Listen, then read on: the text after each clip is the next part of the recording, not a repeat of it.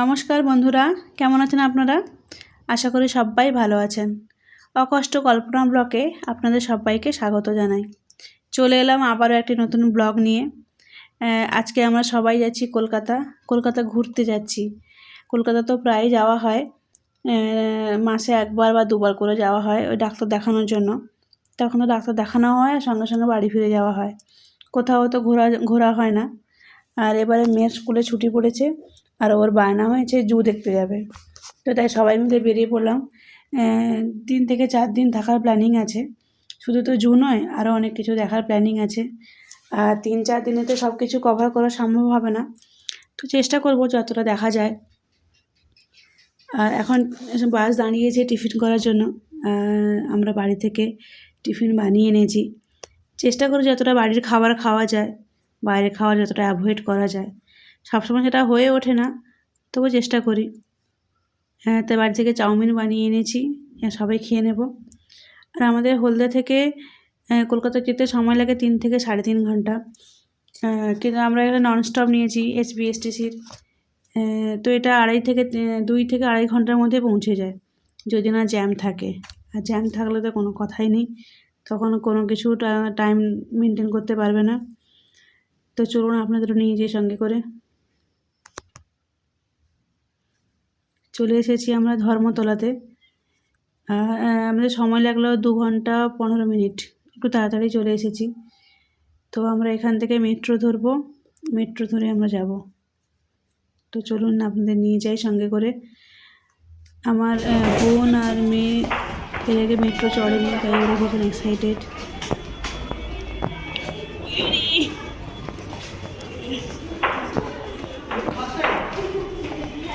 বলুন first time,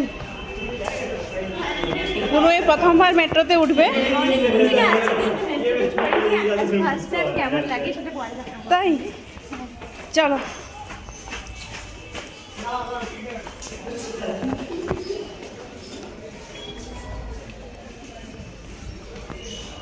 তো ওখানে টিকিট কাটুক লাইনে, আমরা একটু এগিয়ে যাই সামনের দিকে। যাবে যাবে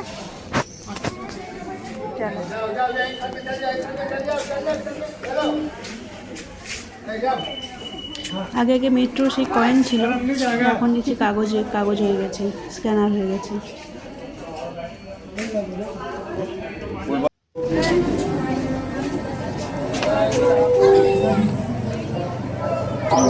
মেট্রোতে উঠে গেলাম।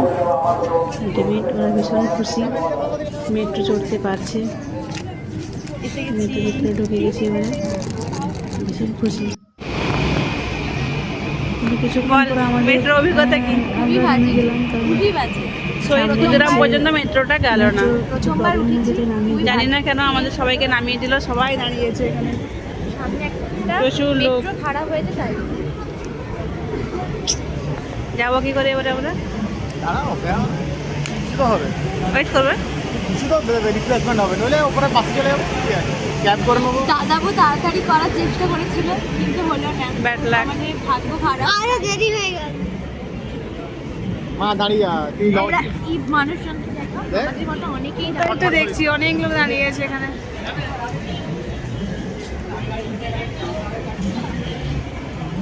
সেই মেয়েটা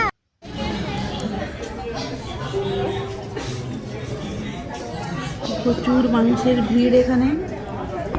সবাই যে যারা আবার ফিরে যাচ্ছে, এক্সেলেটরতে ওঠাই গেল না, তাই আমরা সিঁড়ি দিয়ে যাচ্ছি।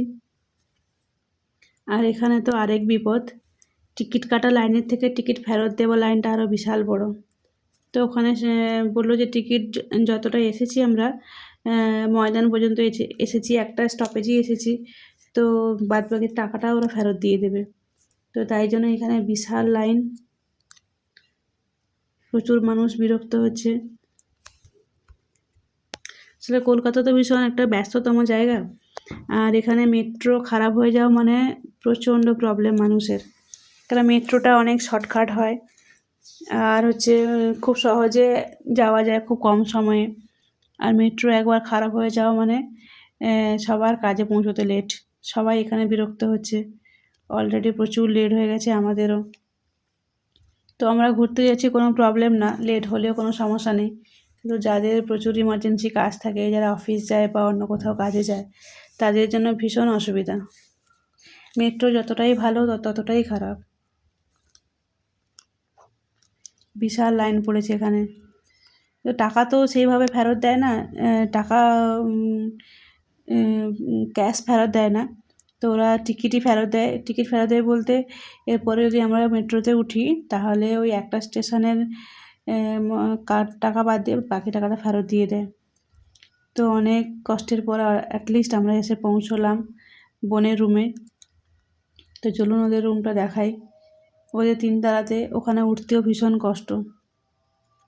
এতটা জার্নি করে আসার পর আর কারোর ভালো লাগছে না, সবাই টায়ার্ড হয়ে গেছে।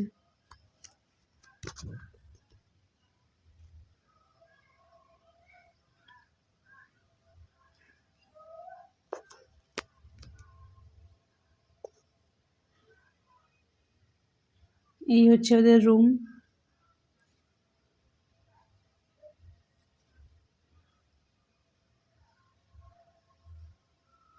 আর এই হচ্ছে ওদের কিচেন। এই যে কিচেন, রান্না বান্না করে খায় এখানে। রুমটা বেশ ভালোই। আর এটা পিয়ারলেসের একদম পাশে। তো কলকাতাতে এত জঞ্জাট, কিন্তু এখানে ওরা যে জায়গাটাতে আছে ভীষণ ফাঁকা একটা জায়গা, নিরিবিলি শান্ত জায়গা। এখান থেকে পড়াশোনা করাটা ভীষণ ভালো। এত শব্দ নেই, কোনো কিছু প্রবলেম নেই এখানে। এই যে আমার গপু সোনা, আমরা যেখানেই যাই গপুকে সঙ্গে করে নিয়ে যাই। এই যে দুজন বসে আছে। তো যাই হোক, এসে একটু ফ্রেশ হয়ে খাওয়া দাওয়া করে একটু রেস্ট নিয়ে আবার বেরিয়ে পড়েছি। কারণ আমাদের 2 থেকে 3 দিন ঘোরার, তো একটু সময় নষ্ট করতে আমরা চাইনি। তো তাই বেরিয়ে পড়েছি। আমরা এসেছি পাটুলিতে। পাটুলি জায়গাটা ভীষণ সুন্দর। সদ্য ক্রিসমাস গেছে, তাই এখনও সেই আমেজটা থেকে গেছে।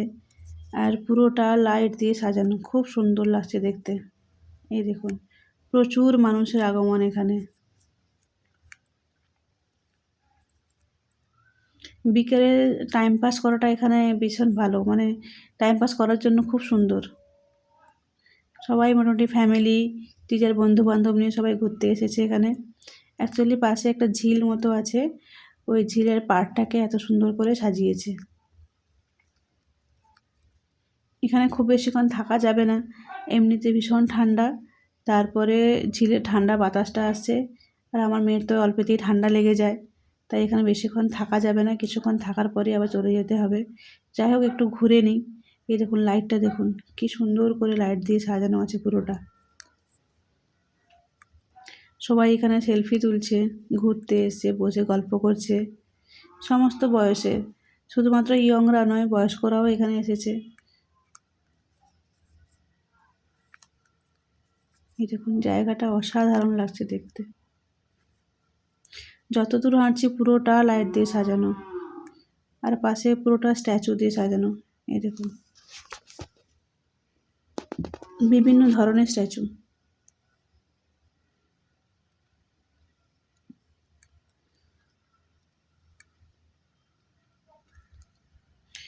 আমাদের দুর্গাপুজোর সময় যেভাবে ঠাকুরকে নিয়ে যাওয়া হয়, ঢাকি, তারপরে ওই ধনুচি টনুচি দিয়ে সাজানো, খুব সুন্দর করে। দেখুন, মা দুর্গা স্ট্যাচু।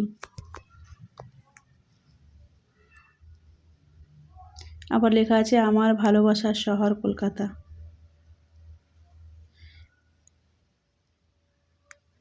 এত সুন্দর লাগছে জায়গাটাকে দেখতে, আমার তো ভীষণ পছন্দ হয়েছে। সারাদিনের যে এত ক্লান্তি করে এসেছি, এখন সেটা আর মনে হচ্ছে না, খুব ফ্রেশ লাগছে।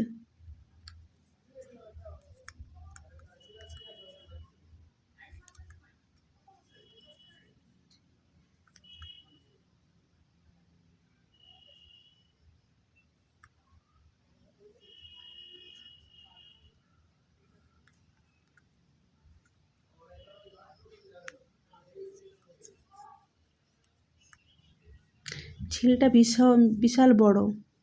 যতই হাঁটছি শেষ আর হচ্ছে না। এই দেখুন,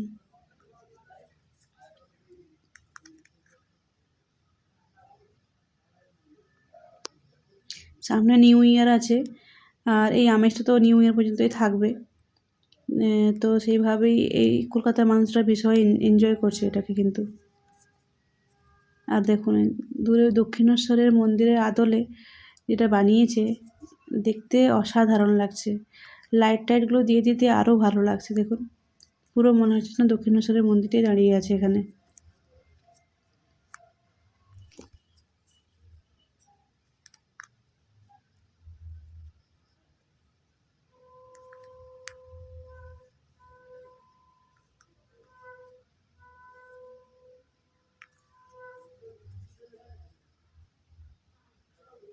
তো এতটা হাঁটতে হাঁটতে সবার খিদে পেয়ে গেছে, তাই এখানে খাবারের দোকান খুঁজছিলাম, দেখলাম হঠাৎ করে ঘটি গরম বিক্রি হচ্ছে, তাই ঘটি গরম এখানে একটা নিলাম।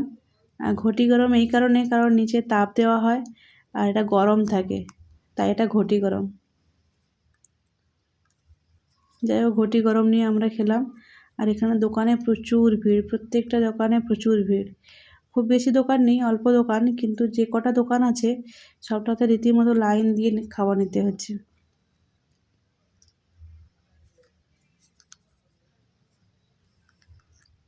ঘটি গরম খাওয়ার পর তারপরে আবার আমরা গেলাম অন্য দোকানে, সেখানে দেখলাম যে ওই চিকেন পপকর্ন নিলাম। তো যাই হোক, আপনারা সবাই ভালো থাকবেন, সুস্থ থাকবেন, আর ভালো লাগলে চ্যানেলটিকে লাইক করে দেবেন, আর আমাদের সঙ্গে থাকুন। নমস্কার।